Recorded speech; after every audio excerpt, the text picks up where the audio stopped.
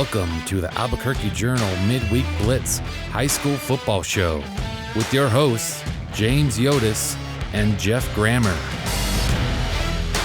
This show is sponsored by Western New Mexico University. Hi, everyone. Welcome to the Albuquerque Journal's Midweek Blitz, our high school sports podcast. I am James Yodice. I'm the high school sports editor at the Albuquerque Journal. We welcome you in on Thanksgiving week. We hope everyone has a very safe and happy holiday. We got a lot of ground to cover today, and I have a special guest with me today, Adam Deal, who is the radio voice for New Mexico United and also the lead voice for Sports Primo, which does a lot of Cleveland High School broadcasts in Santa Fe High, Capitol High, St. Mike's, as Adam mentioned, some other schools in the north central corridor there. So we welcome Adam in. Thanks for coming in. I'm super stoked to be here. Obviously, it's a big week in New Mexico high school sports, and love to chat about with you as always, James. Yeah, right? We're going to have some lively discussion, I think, today. And we're going to talk a lot of high school football shortly. And we're going to talk a little volleyball and cross country at the end, but primarily we're going to talk championship games coming up on Saturday afternoon. We're going to give a quick recap of games that happened last weekend, the state semifinal round plus the 2A championship game. Before we begin, as you and I sit here, it's Tuesday afternoon as we sit here. Last night, we're going to do a quick sidebar before we get into the high school stuff. So last night, the city council basically clears the way for New Mexico United to get this stadium at Balloon Fiesta Park built in the near future. You call a lot of United games. I saw on social media, some people were describing it as one of, if not the most important day for the franchise since it took the pitch.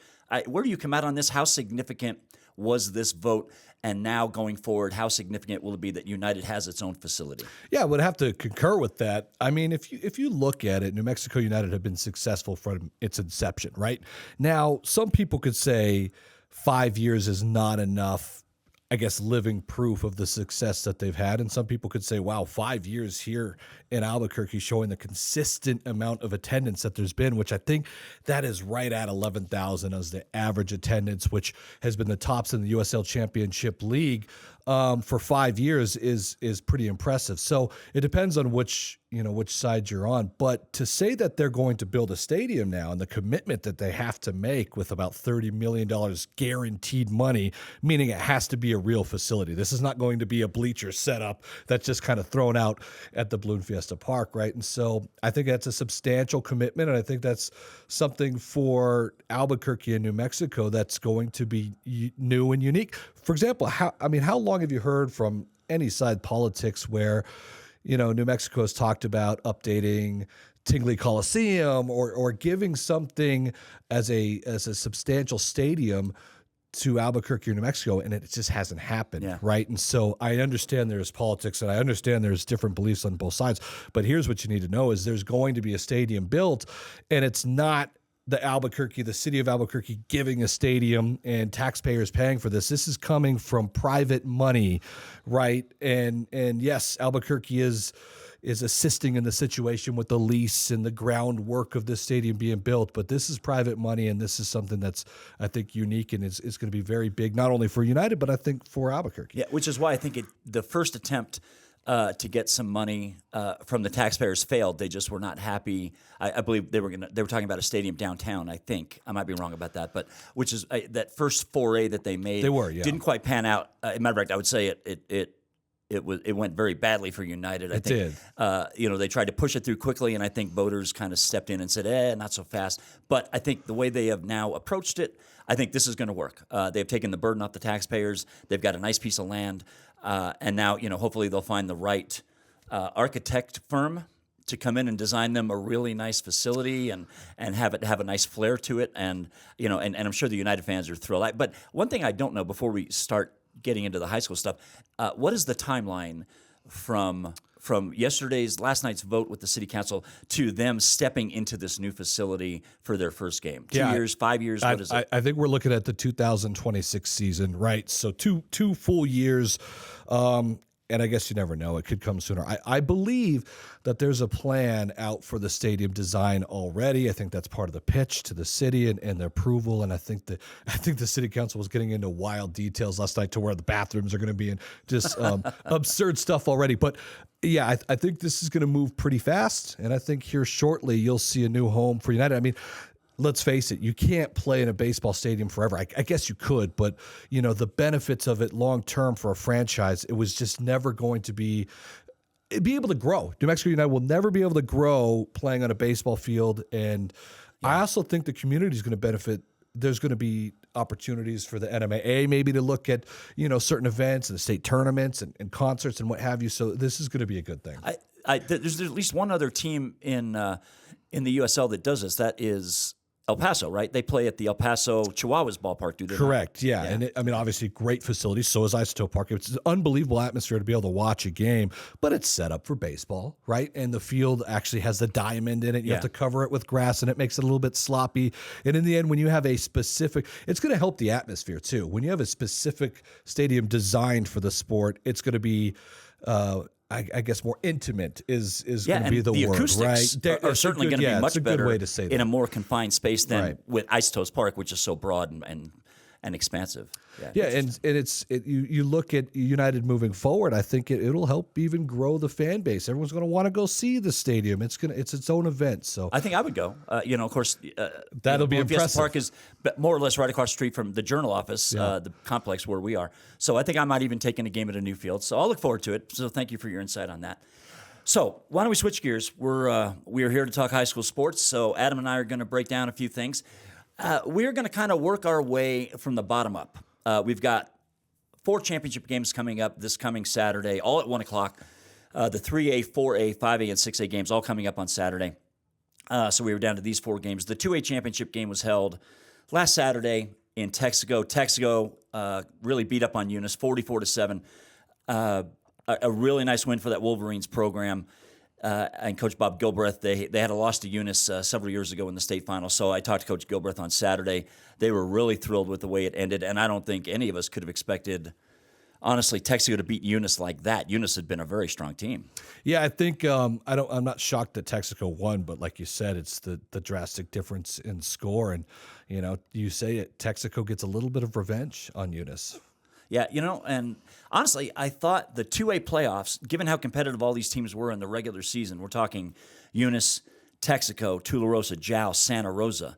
These teams combined for a lot of really great games in the regular season, and then we had virtually none of that in the playoffs, which kind of surprised me. I thought that was the playoff bracket that would give us maybe our best football, and honestly, both semifinal games and the championship game, very anticlimactic, which surprised me. I think that's been very similar with most of the brackets, if we could look at it, right? I was just about to say, you know what? We've had a surprising lack of close and exciting games in all of the 11-man brackets.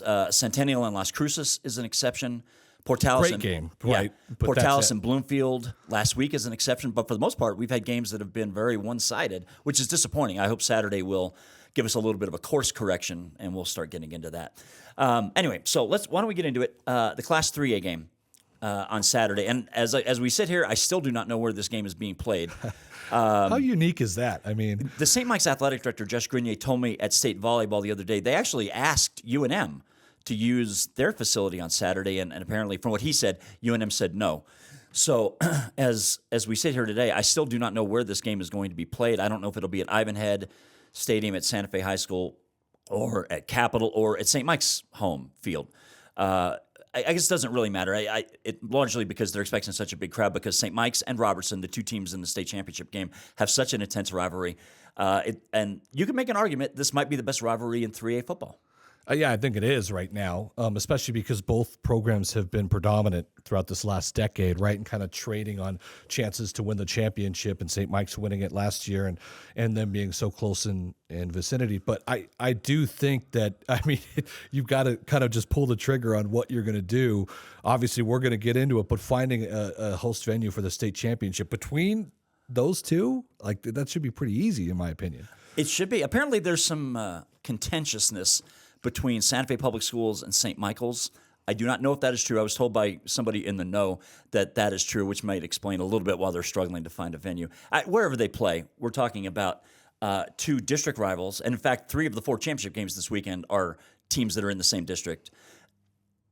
St. Mike's put it to Robertson a few weeks ago, 21-0. They went to Vegas.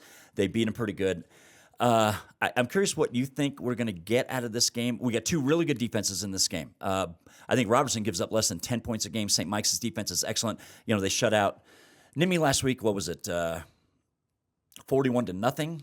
Robertson beats Cobre in a close, low-scoring game. Yeah. So we've got two really good defenses in this game. So I expect something very low-scoring again as well. Your thoughts? Yeah, I mean, this is going to be extremely low scoring. And last time, this game was a lot closer than the score suggests, the 21-0. Okay, and so driving a few times was Robertson inside the red zone, turned it over on downs, had one big turnover at midfield that kind of affected that St. Mike's capitalized on. So yes, 21-0, St. Mike's wins the first round. But this is going to be a lot closer, I think, this time around. And I'm with you. I'm like 14-7 kind of thing. Yeah, 14 points could easily win this game. Exactly. Easily win this game. I think St. Mike's, and of course, you probably know more about them than I do. St. Mike's looks on paper to me to be a little bit more versatile on the offensive side. They've got sort of a three-headed running back thing, Matthias Duran, Soren Anon, Isaiah Dominguez. And I believe they have a really good receiver named Lucas Gourlay.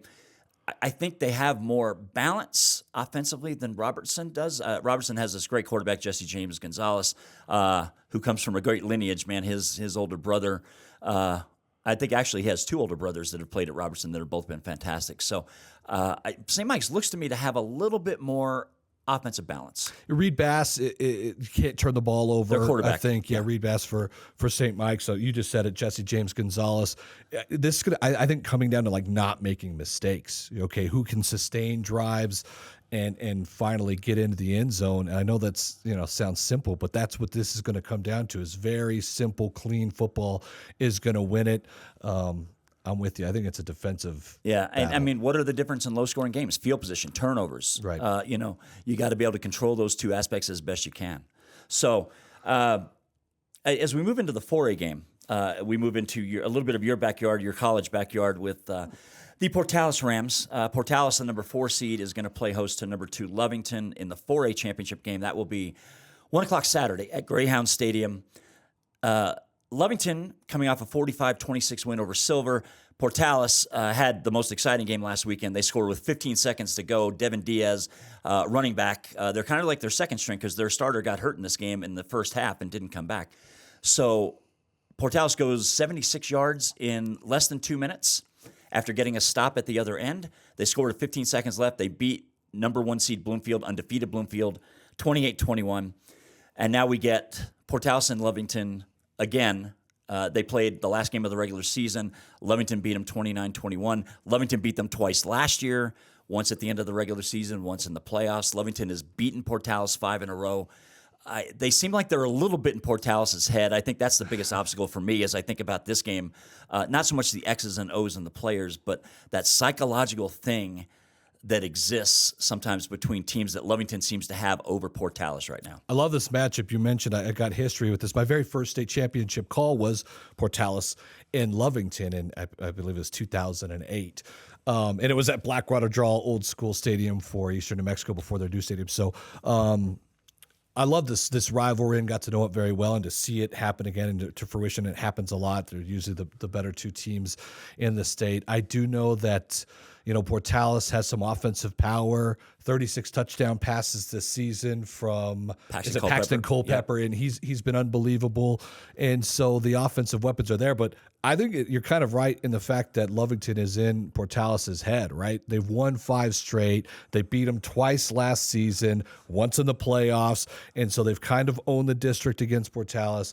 I think the Rams, though, the biggest thing is beating Bloomfield. Bloomfield was probably heavily favored in this game, undefeated. Heavily favored, maybe an overstretch, but I would say probably a score favorite at least, right? And so it's a big win for Portales. Big rematch here. Portales was 9-0 until they lost to Lovington in the season finale. Portales was cruising along, and I said before the season I thought Portales was the best team out there, and then Lovington beats them at home in the regular season finale a few weeks ago, right at the end of October. So Portales had to hit the reset button as we get started with the playoffs. They shut out Bernalillo. And this is a team that has 7 shutouts, Portales. This team has only given up 84 points in 12 games. That is 7 points a game. And a good chunk of them have been to Lovington, 29 and some to Bloomfield last week. So this defense has been really good. We don't give that side of the ball enough credit. But we were talking about Paxton Culpepper, the Portales quarterback. He's got great weapons, including Zane Mayberry, Braden Beck. He's got 2 or 3 really good targets in this offense. Zach Radloff, their running back. I talked to Coach Ramirez on Saturday. It sounds like he is not going to be back. Not only did he miss the rest of the Bloomfield game, but it does not sound like he's going to be back for the Lovington game either, which is a blow. And now this is not a 1,000-yard kid, but they will miss him. You get into a state championship game, you want to be a healthy group. They're going to be missing their primary running back. Now, Culpepper is a really good running quarterback, actually, and probably doesn't get enough credit for that. But they're going to be missing one of their weapons, which is not good. But Portales, with that defense, they've got a chance in any game. Now, the question is, what can they do with Lovington? Wyatt Gomez, Lovington's quarterback, throws for, I think, 5 scores against Silver last week. DeMarcus Thompson, who I saw play against Academy near the end of the regular season, really tremendous target for Lovington in that offense. So Lovington, they've got weapons of their own, and they can get it done. And even though Lovington is a team that can be scored on, I would say of all the defenses on Saturday, La Cueva and Lovington are the 2 that probably are most likely to give up a good number of points. The other 6 that are in this championship Saturday all have really tremendous defenses. Lovington will give up points. They will. That has been their MO. But, boy, Wyatt Gomez has been awesome running that offense for them, and nobody's been able to figure them out over the last 6-7 weeks of the season, and they have that going for them. So great quarterback matchup here between Wyatt Gomez from Lovington, Paxton Culpepper from Portales. And Gomez had a really, really nice outing this last semifinals, as you mentioned, the first time that they played. Like you said, Portales, they were giving up, 14 points a game? It's what was it again? Less than that, yeah, 84 points for the whole year for 12 games. So, I mean, to be able to put up 29 against that defense speaks a lot. Probably going to have similar success though in this state championship game. Yeah, I think it's just that mental hurdle that Portales is going to have to find some way to clear. But this is going to be a fantastic game. And we'll talk about the whole centralization thing here in a minute. But that's going to be a tremendous game. So I think we're all looking forward to seeing how that shakes out.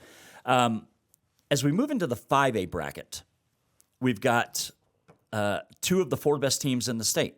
If you're talking about Cleveland, La Cueva, Artesia, and Roswell. You can put them in any order you want. But we've got number 1 Roswell, undefeated Roswell, 12-0. Number 2 seed Artesia, 11-1, playing at Bulldog Bowl on Saturday at 1 o'clock. I covered the first game at Wool Bowl, which Roswell won 29-8.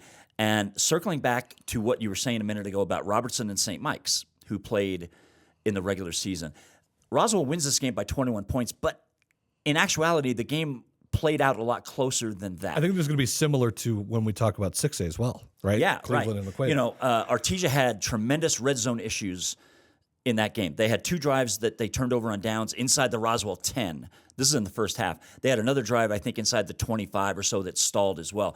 Artesia had no trouble really moving the ball, but they could not finish drives. They got themselves into some 3rd and 4th down situations that were a little bit in Roswell's wheelhouse. And Roswell's defense, let's just say it. I mean, it's other than Cleveland's, this has been the best defense out there in New Mexico. So Roswell shuts out the Artesia offense, which you just don't see. And Artesia has a tremendous offense, but they shut them out. The only Artesia score came on. That was their closest game of the season, too, by the way. Yeah, and Artesia's only touchdown was a pick 6 against Manny Fuentes, the Roswell quarterback.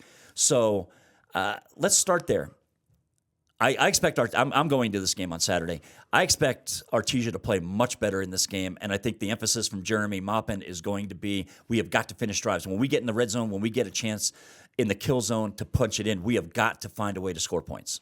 Yeah, Nia Estrada is going to be better this game by a long shot, the quarterback for Artesia. Ethan Kahn, who he's been averaging about 75 reception yards a game, was a no factor really against Roswell this last time, as you know.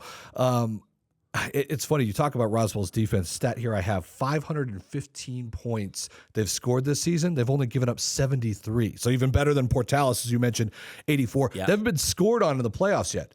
They have 2 shutouts, 50-0 and 45-0. That's 95-0 in the playoffs. And so, yeah, Artesia, even though they shot themselves a lot in game 1, okay, still, you're going to have to score. you're going to have to find ways to score on Roswell. And as effective as Artesia has been all season long, I mean, you mentioned a win against Cleveland, which is big. You almost just want to take this state championship for 5A and the state championship for 6A and like cross them for semifinals, right? Yeah. As we talked about, I almost just want to see let's see, Artesia take on La Cueva and Roswell take on Cleveland this week to go to the super finals, That would be what I would want to see. That really would be tremendous. And to be fair, look, Roswell made all the big plays defensively in that first game. When Artesia was faced with a big third down or fourth down as they were driving, look, Roswell found a way to get a stop just about every time. And to shut out an Artesia offense in any year, it doesn't matter who's playing quarterback, and Artesia's had just one great quarterback after another for, decades. To shut out an Artesia offense is about as unique a thing as you can see in this state. It just does not happen. Like I said, I expect Artesia to play better. We were talking about weapons. There are two really good running backs in this game. Frankie Galindo for Artesia, who is a little bit more versatile than Bryce Sanchez from Roswell. Bryce is like a tank, a lot like Harris Bueja from Cleveland. Bryce is a big kid. He wears you down. He'll beat you 6, 8, 10 yards at a time. Very physical kid. Frankie Galindo from Artesia, different kind of back. They can feature him heavily in the pass game, screens and whatnot. Finding him out in the flat if your coverage breaks down somewhere else. He's a kid that you get in space and is probably I would say Artesia's most dangerous player if he gets in space. Now he didn't really get a chance to do that in the first game.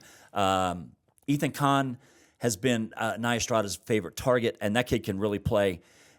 But on both sides of the ball, really. Yeah, right, exactly. And and we should say, this Artesia defense has been outstanding the whole year. I don't want to shrift them. Artesia has played tremendous defense all year, and they do have the win over Cleveland, who played without Stratton Schufelt that night, admittedly. But this Artesia defense has been... Can't take the win away from them, though. This Artesia defense has been really good. They've been the second best defense in 5A after Roswell.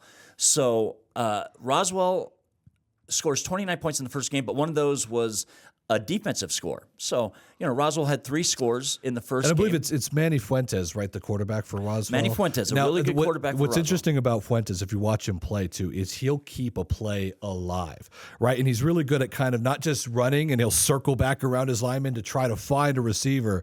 And so his big chunk yardage plays are usually broken plays. He just keeps them active with his feet, sometimes not so, I guess, sporadic to take off running. He'll circle around his lineman to try to find somebody, and it's very entertaining. He's got that Patrick Mahomes thing going. He'll circle, he'll run forward, backward to escape pressure, and he does a great job of extending plays. And he hurt Artesia a couple of times that way in the first game. I will say this to you: he also got himself in trouble a couple of times in that first game and made 2 or 3 throws he never should have even thought about making. So he'll do that from time to time, just the way he plays. The thing. Yeah, that's the thing you worry about. You can't afford to do that. Artesia's got to take advantage of those opportunities, though, if they are going to get revenge. Yeah, it's easy to say in high school, well, they have to get pressure on the quarterback. If you have a great athletic quarterback like a Cam Dyer from La Cueva, for example, or a Manny Fuentes from Roswell, it's not just so easy to say, well, they have to get pressure on him. That's not enough. These guys are running around and extending plays, and they'll tuck and run.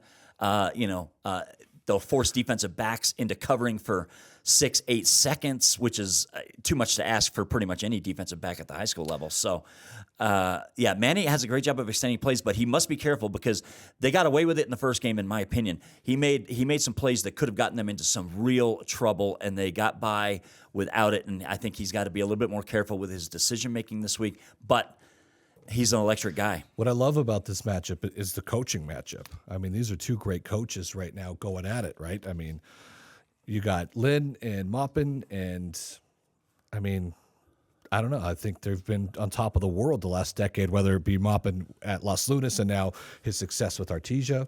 Yeah. And Artesia certainly has been refocused since they lost that game. I mean, they just beat up on Piedra Vista the other day, 50-0 in the semifinals. I mean, this is a game that gets ended early in the fourth quarter. PV is a pretty good team. They were the 3 seed, and their record didn't look great, but that was still the number 3 seed in 5A, and they just absolutely obliterated them. This is part of the brackets that we're talking about that have just been hammer festivals, right? Yeah. 5A has been kind of the same as we've been discussing. There's just been lopsided mismatches. Yeah, I mean, Roswell goes on the road, beats Deming 45-0, no issues. And I think, I'll be honest, like you could look at 5A, you could look at 6A, and we knew these championships were coming from mid-season, maybe even earlier. Maybe even right? earlier than that, So, and just the disparity between the top 2 in each side and everybody else is drastic, more drastic than I think I've seen. Yeah, I think the gulf between those two and the rest of 5A was larger than any other class if you're talking about the top teams. So anyway, to recap quickly, Bulldog Bowl, 1 o'clock Saturday, number 1 Roswell, number 2 Artesia. I'm looking forward to it. I've done 2 or 3 It'll be great atmosphere. Yeah, I've done 2 or 3 championship games in Artesia in my career. It's been a while since I've done the last one, and I'm really excited. I hate missing the 6A final. But, and yeah, I can almost see the saliva around your mouth as I say that. Hey. So, yeah, great matchup. Now, before we get into the La Cueva-Cleveland game, Adam and I are going to talk briefly. All 4 state championship games this weekend in football are at 1 o'clock on Saturday, scattered, 1 in Rio Rancho, 1 in Santa Fe, 1 in Artesia, and 1 in Portales. This is a system that's been in existence in New Mexico for quite a long time, many decades. It's a system I always like. I like teams hosting on their campus. I've always enjoyed the atmosphere. I enjoy the electricity of coming into a town on Championship Saturday, wherever it might be, Cruces, Lovington, Eunice, Clovis, wherever, Roswell, wherever. I've always enjoyed that and found that to be one of the really special aspects of playing the high school football playoffs. Now, having said that, and I'm going to give Adam a chance to voice this because he and I have had this talk a few times. Adam, you are most definitely in favor of bringing state championship games to Albuquerque, centralizing the upper classes, maybe doing 2 games on a Friday, 2 games on a Saturday, however they might format it. I want to give you your chance. Make your case. You and I have had this talk many times. Tell me why this is the best system. Yeah, so I mean, the centralization. It is the best system because it's the most exciting system, and I'll tell you why. And I know there's argument about, well, if you get to these small towns and you get these state championships in these towns, and it's just a great atmosphere. Well, it's the same atmosphere that you're going to get for your semifinals on a Friday this last week. The exact same atmosphere is just replicated onto a state championship. So to me, it is not extra special. But it's not all about me, and it's not all about what I think would look good. And I think if you ask the kids, and I think if you polled them, and from what I've talked to in depth with many, many student athletes, it would be a more exciting championship and experience to go play at the University of New Mexico, right? And we could talk about maybe is that an alternating thing at Aggie Memorial? That is something that can be discussed. But let's just say, for an easy argument, the games being at the University of New Mexico. Well, I remember this last couple of years where, there was a COVID season. There was not a COVID season, and they did a shortened season with bowl games, and there was some games there. Now, I know the atmosphere was not electric with, I guess, an audience, and you could throw COVID into that or what have you. And plus, the games were like in April.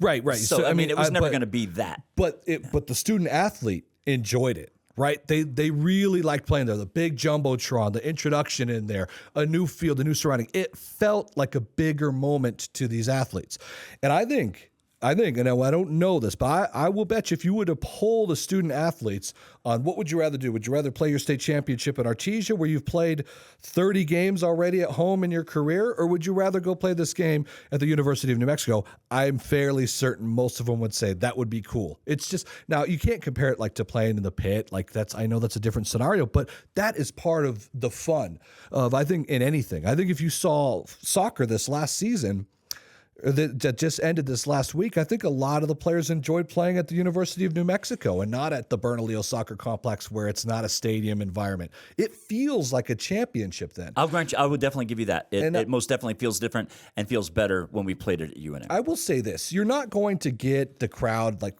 your crowd, for example, that you're going to cover the 5A state championship Roswell at the Bulldog Bowl in Artesia. It's going to be a beautiful atmosphere. It truly is. And there's nothing wrong with it, but it's nothing different. It's nothing. It's happened throughout the entire year, all year. Artesia was sold out last game. They'll be sold out this game, and it's just nothing different and special for the kids.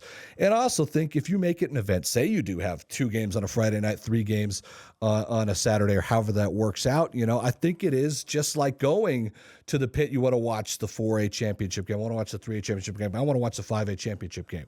I also think all of these games are played at one time, James. I mean, I want to watch that 5A game, but I'm going to be covering the 6A championship in Cleveland and Cueva. I want to desperately see Roswell and Artesia, and it's just not going to happen. And so I think all of these things in mind, I'm not blaming anybody for it. I understand it's tradition. Sometimes tradition needs to die. And I think if you ask the kids, they would prefer to do it. And I think that's what it's more about. And and honestly, someday we may get to there. I don't know, and of course, I cannot deny that on a weekend like this, especially, I will not be able to watch the 6A final in person. I'm going to have them on my laptop, I hope, while I'm watching Roswell and Artesia down below me. I get it. I get that part of it. I think where I separate from you is the environment part. You can't replicate what we get at campus sites, in my opinion.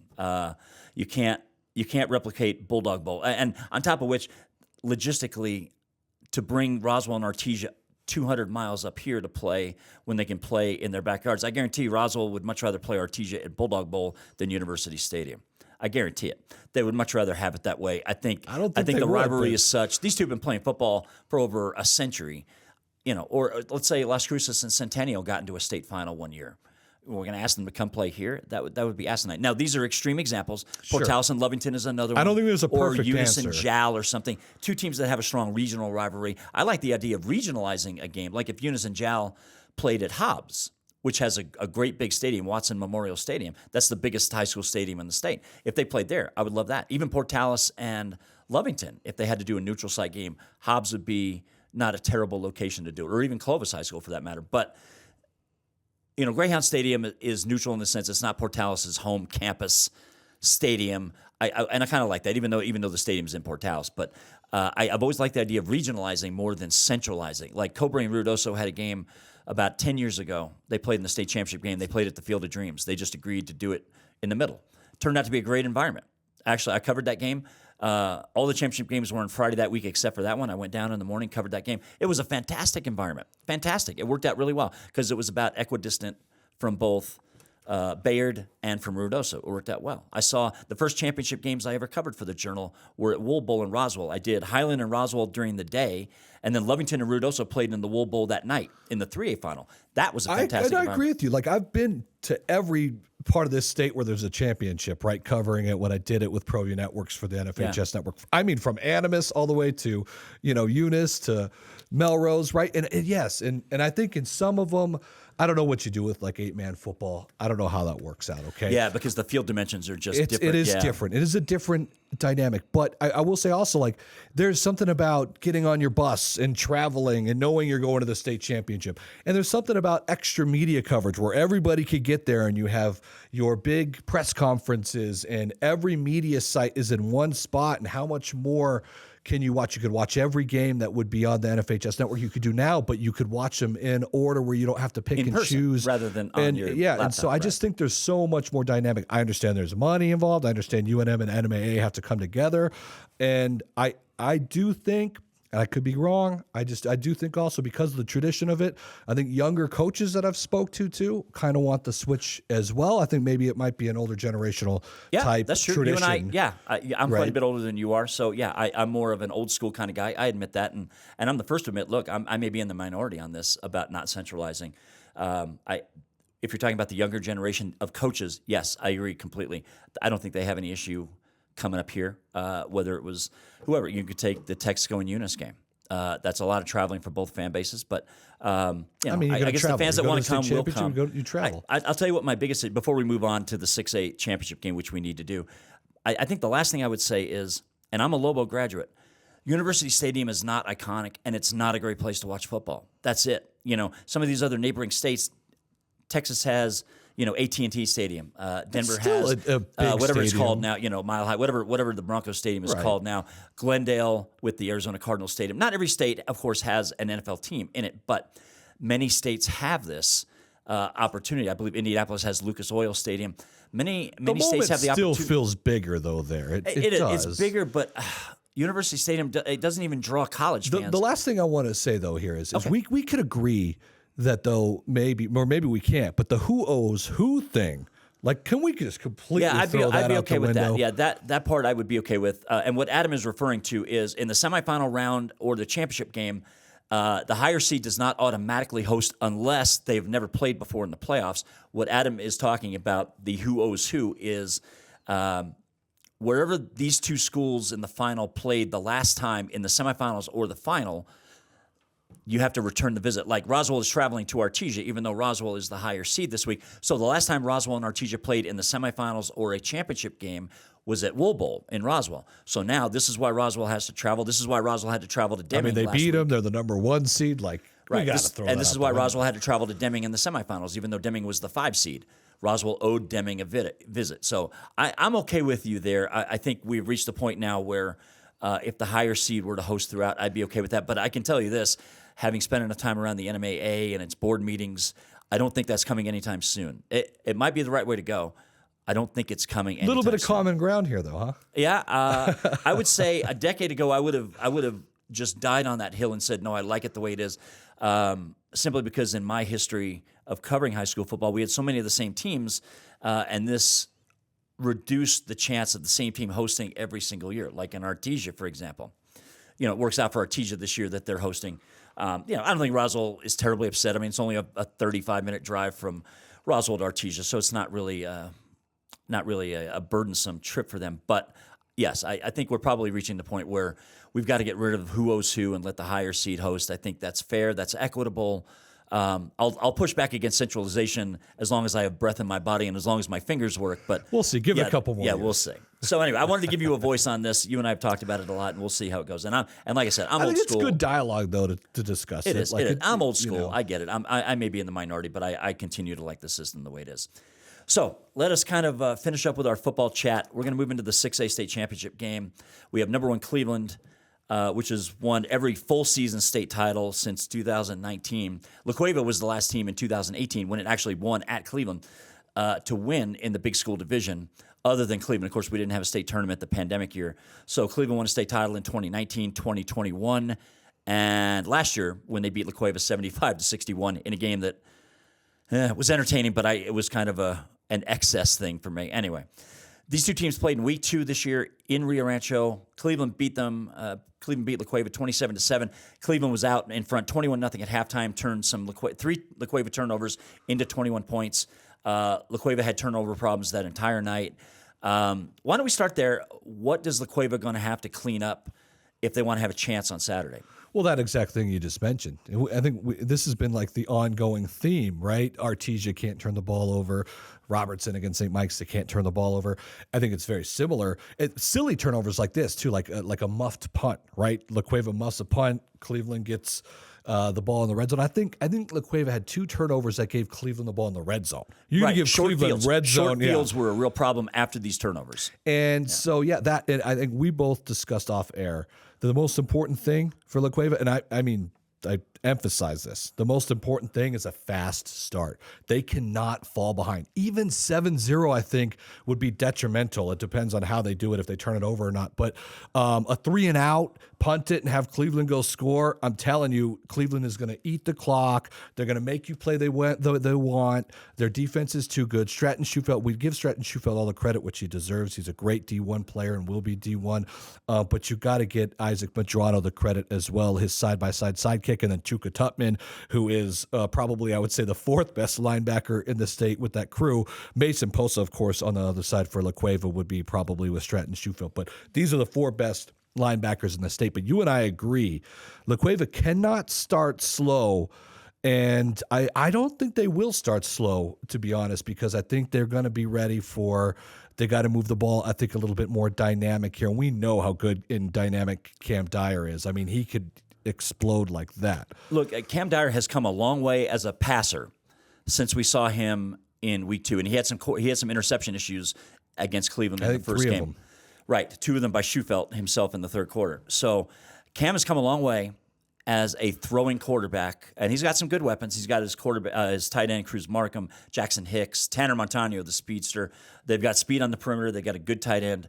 They can get their running back, Cheeto Lambrera, involved. So he's got some good weapons, and he has really evolved into a very nice throwing quarterback. Now, last week, Cam throws for over 330 and rushes for 200 yards as they beat Las Cruces 63-33. Now, I visited with Cam Dyer after the game, so why don't we take a look at my interview with him after that game. We're visiting with La Cueva quarterback Cam Dyer. Big night for you, Cam, throwing the ball, running the ball. Tell me what was clicking tonight. I just think our offense was clicking. We're clicking on both sides of the ball, actually. I think that we just came in with a good game plan. We followed that game plan to the T, and we came out and executed it. So that's what it's all about. So this offense has been on a roll for just about 2 months now. Was there something that clicked at some point that got this offense going? Yeah, I think our whole team just clicked more so than the one side of the ball than the other. I think we faced a lot of adversity early. We talked about that, and I think that's what's ultimately coming up to give us that edge. Okay, so you had an 86-yard touchdown run, and you had a 97-yard touchdown pass. When you think about this game, which one is going to stand out more in your head? I mean, I don't think about the stats too much. I just think about the overall team win. We got one more game to finish, so I'm definitely not thinking about the stats right now. So that's all that's on my mind right now is just the next game and those next opponents. So you're going to play Cleveland next week up there. Let's talk about that real quick. You'll have time to look at them on film, but just your quick thoughts about playing this team again. I mean, they're a great team, great defense. One of the best defenses in the state, well coached. I think they have a great young QB in Jordan Hatch. I think, we got to come out ready to play. They've been the top dogs for a while. We're looking to knock them down, and I think if we do what we're supposed to, then we'll have a better chance. Can this offense have success against that defense? Yes, sir. Most definitely. I know last time, we had some things go wrong, things not go our way, but this is a different team, and this is a better team, so I think so. So that was Cam Dyer. I also had a chance to catch up with Cheeto Lumbrera, who had close to a $150 rushing against Las Cruces in this game last week and 4 touchdowns, one of his best games, maybe his best game under the circumstances. I had a chance to catch up with Cheeto as well. Here was my quick interview with him as well. So we're visiting with La Cueva running back Cheeto Lumbrera. Big night for you, Cheeto. Over 100 yards, 4 touchdowns. Tell me, I'll ask you what I asked Cam Dyer a minute ago. What was clicking with this offense tonight? I just feel like the run game was really there. The O-line had great blocks. I mean, I could run behind them all day. Cam knew when to pull it and when to give it, and then it opened up the pass game, and that's all we needed to click. So this game was closer at halftime than you might expect, and you guys got that big turnover at the start of the third quarter. Can you talk about your defense forcing those turnovers, turning them into points tonight? I told the defense every time that if they just got one stop, I was going to go down there and score for them. And they got one stop, we scored. They got another stop, we scored, So, how would you describe how well this offense has been clicking, not just tonight, but over the last 2 months? Well, we've really gotten it together. The pass game has been, really good, but our run game is phenomenal. I love Cam as QB. He gives me the ball when I need it, and he knows when to pull it, and he can do whatever he needs to with his legs. Education and training at Western New Mexico University is accessible from every corner of the land of enchantment, providing limitless opportunities towards success for more than a century. And now, through the New Mexico Opportunity Scholarship, tuition and fees are covered for anyone looking to start or start over. Along with free tuition, books are always included for every WNMU student, assuring your only worry is how far you can actually go. Lift off toward your future and endless potential at WNMU today. So Adam, what we have in this game is an offense that has been great for about the last 6 weeks in La Cueva, playing just at a much higher level than they were early in the year when they played Rio Rancho, when they lost to Cleveland, when they lost to Centennial. Playing at a much different level now, a much different team Cleveland will see. However, we're dealing with a Cleveland defense that frankly has just eaten up every good offense in this state. Rio Rancho, Volcano, Cruces, Hobbs, and La Cueva. They have just dominated all of these teams. Nobody has scored more than 13 points against them among their New Mexico competition, not counting losses to Amarillo High and to Friendship, Texas. They have completely eaten up every offense in this state. And we're talking about some good offenses. Now, La Cueva's offense from week 2 and La Cueva's offense here in week 15, pretty much night and day. But this Cleveland defense has been spectacular. Cheeto Lumbrera is not going to have a day that he just had. I think that's going to be the key. Is you're not going to run, especially up the middle with Cleveland. You might get a couple of breaks here. It's not going to happen. And so I think the one-on-one matchups on the outside are going to be massive. Montano's got to be able to get third down receptions, right, to keep the drive going. I think Dyer's got to be extremely accurate to be able to move the football, and obviously his legs and his running game will be able to help open that up. But it's the passing game, because you're just not going to methodically move the ball or get big chunks of yardage running the football. And I think so Lumbrero, his game is going to be in the passing game, like screens or That's exactly right. one-on-one get him setups. in space. Yeah, That's right. Yep. And you got obviously Jackson Hicks and Markham, and so these guys have to make plays for Dyer, and Dyer's got to be able to throw accurately, and then obviously get big chunks with his legs, because and it's broken plays that Dyer's going to be able to get that, like rushes that he avoids and then just gets out of the pocket and gets 20. That's going to have to happen all game long. I know that LaQuava's gotten better offensively, so has Dyer, and that offense is very fast. But I think people miss it. Cleveland has gotten better as well. And a lot of people aren't talking about Jordan Hatch and Carter Weddle, and their connection now is really good. And Hatch was a sophomore quarterback that was struggling. He's throwing the ball a lot better now. Maybe it's weaker competition, but those are the things that I think you have to look at as well. Yeah. Jordan Hatch, the last time I saw him was against Rio Rancho in the regular season finale, and he had progressed quite a bit, noticeably, from early in the season to end of the regular season, and looked like a much sharper, more confident kid in the pocket. As you said, he's just a 10th grader. He looked much, much more pristine in the pocket at the end of the season than he did early. Kind of like with Cam Dyer. Cam was succeeding Aiden Armenta, and it took Cam a little while to find his legs and his arm a bit and find that rhythm and chemistry with his receivers. Same thing with Jordan Hatch, who loses Carter Weddle in the middle of the year with an injury, I think, in the Las Cruces game. And Weddle didn't play in the Artesia game either, along with Stratton Schufelt. So they were missing two very key players when they lost Artesia. Healthy Cleveland team, and healthy as well, LaQuava. Yeah. I think you said it too. This is not going to be the first game. I think LaQuava shot themselves a lot with turnovers and short fields. Do not start slow, and absolutely LaQuava could win this game. I don't even think I'm struggling picking it, honestly. I think if LaQuava can find a way to just get a nice quick start and not fall behind early, I kind of like their chances, because I'll tell you this, Cleveland does not play well from behind, especially if it's a good team. Okay, No. Right. I mean, they struggled against Amarillo. That's a game they should have won. They really struggled against Friendship Texas, albeit they were on a different level from Texas. And they struggled heavily against Artesia playing from behind. So don't play from behind. If you're Cleveland, the first quarter is everything to me. This LaQuava defense can be scored on. This much we know. It's a good defense. It is not a great defense. They are not even close to Cleveland's level defensively. I will deviate from what you said a minute ago. Mason Posa and Nick Mertz, who is very much to LaQuava what Isaac Medrano is to Cleveland. Yeah.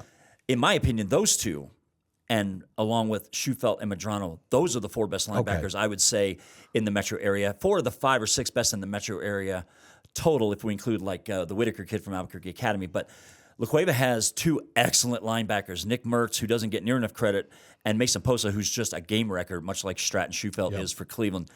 I think for me, if I'm thinking about this game, it's Harris Boyha from Cleveland. Their big running back. He's a physical kid. He's not a speedster, but he doesn't have to beat you with speed. He's going to get like 25, 30 carries. Yeah, right. So Charlie Dotson from El Dorado, the longtime El Dorado coach, told me the week they played LaQuava, he said, James, this is as good an offense and defensive front as I've ever seen from LaQuava. So for me, LaQuava's front 7, front 8, they have got to find a way to do something with Boyha. Boyha ran all over them in the final. And Harris came into that game as the second best running back on his own team behind Perry. Josh Perry, I think, who is a tremendous talent. Harris goes off a big game, 4 touchdowns in the state final. Harris is a grinding kind of kid. He's not likely to bust a 70-yarder, but he will wear you down. So for me, it's that LaQuava front 7. Can they keep Boyha in check as best they can? If they can do that, you put Jordan Hatch in the position of having to throw it more than he might 100%. Like. 100%. If Hatch is throwing third and longs, and even I think though LaQuava he's progressed, would prefer that. The last thing LaQuava wants to see is Cleveland coming out and driving 80 yards where they grind it and run it straight at him. Psychologically, that would not be a great start for LaQuava. They cannot afford to start like that. But if LaQuava's defense can find a way to keep Harris Boyha in check a little bit, keep him maybe, not let him go off for a $175, 200 yards. Keep him in that 1 to 125 range maybe. And not let him really punish you for 48 minutes. I think LaQuava would have a fighting chance. And I think that's got to be something that's going to be a focus for Brandon Back, the LaQuava coach, and his defense. We got to find a way to not let Boyha beat us, and make Hatch air it out. Like I said, Jaden Davis and Carter Weddle, both really good receivers. Jaden Davis is a Division I baseball athlete. Carter Weddle has been tremendous for them. And he got injured for about, I think, 4 weeks. About a month, right? So he missed some key games. And he's back on. He looks like the part again. And so I will say this too: I'll say this: LaQuava, if they score more than 24 points, they're going to win this game. I think it's going to be a low-scoring game. Is what La Cueva would need to win this game. I agree with that. So that's kind of where I'm at with it. Yeah, but I think they got to be in the 20s. Anything less than that, it's just, look, Cleveland's defense has been the best single unit in New Mexico, offense or defense. With all due respect to all the other great offenses and defenses out there, this has been the best unit out there all year. Like we're not going to see a record-setting game this time, huh? No, I don't think so. I don't know. I think, either one of these teams gets to 28 or 31 points. That to me is enough to win this game, I think. Anyway. So there, we've kind of given you a quick recap of all the state championship games. I got a couple of quick bits of business I need to get to before we get out of here. We've been on quite a while today. Gianna Raymer, the 8th grader from Hoover Middle School. We're going to talk cross country just for a quick second. Gianna is at Hoover Middle School as an 8th grader competing, representing El Dorado. She went down to Phoenix last weekend, won the Nike cross country Southwest region as an 8th grader, competing against kids that are much older than her. And this is a week after she dominated the field at the state meet at Academy. So Gianna wins the regional. Her time was 17 minutes and change, 17 and 1/2 second, I think. So Gianna earns a bid to the National Cross Country Finals, the Nike Cross Country Finals, which is in Portland, where Nike's national headquarters are located. That will be Saturday, December 2nd. So all congratulations to Gianna, who I have said on social media several times has been the best prep story in New Mexico this year in any sport. Amazing what this 8th grader has been doing, and so much of it relates to APS adding 8th graders to the varsity curriculum a couple of years ago. Never would have been possible. 3 years ago, this would not have been possible. So all congratulations to Gianna. And before we get out, quick shout out to all the state volleyball champions. Las Cruces wins the 5A title in 4 sets over my alma mater, Cibola. Keith Leupold has won 6 state titles at Las Cruces. He won his 600th career match at Las Cruces this year. Adam, you and I both know Keith. He's one of the real good guys in prep volleyball, and I was happy for him. He gets older and he still knows his stuff, man. And Las Cruces have been relevant this entire time during La Cueva's run, and he still gets it done when La Cueva was maybe supposed to be the favorite this year. What a year for him. 600 wins, another title. He is one of the good guys. Many, but very, very sharp coach. He's an awesome guy. And Las Cruces hadn't won state in 22 years. So, man, for that kind of gap, to have the same coach that entire time, Keith is incredibly popular with his peers, and so we're happy for him. And a quick rundown of the other state champions. St. Pius beat Academy in the 4A final. St. Michael's defeated Santa Fe Indian in the 3A final. And we had Texaco won state in both football and volleyball on the same day. Texaco beat Tularosa in the 2A final, and then we had Melrose winning the 1A title over Gateway Christian. So volleyball season is over, cross-country season is over, soccer season is over, and we have 4 games left in football. So it's been a fun season. I'm going to have one last podcast next week as we recap the 4 championship games, and I'm also going to have my first basketball podcast next week as we preview the 2023-24 season. You can catch all our podcasts, my podcast, Jeff Grammer's Lobo-related podcast at abqjournal.com. You can also find them on YouTube. If you need to reach me for any reason, you can find me on X, formerly Twitter, at James D. Yodice. If you want to reach, my email address is on my Twitter account, X account, jyodice at abqjournal.com. So, as always, we encourage you to read, hear, watch. We thank you for your time. We know we went a long while today, but we had a lot to get to. So anyway, I hope you all have a great holiday week, and we will talk to you next week. Thanks for watching.